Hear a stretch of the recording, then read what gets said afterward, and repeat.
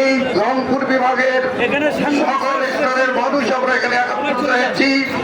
এটা আমাদের প্রাণের দাবি, এটা আমাদের জীবন মরণের দাবি।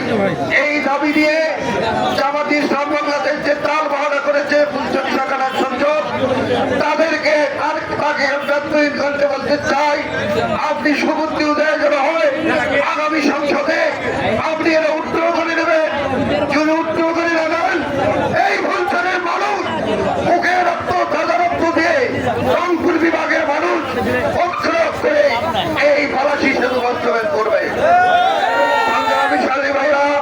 আমাদের অনেক বক্তা আছে, অনেক ব্রিটিশ মিডিয়াম যারা সাংবাদিক ভাইরা আছেন, তারা এই সাংবাদিক ভাইদের কাছে অনুরোধ করবো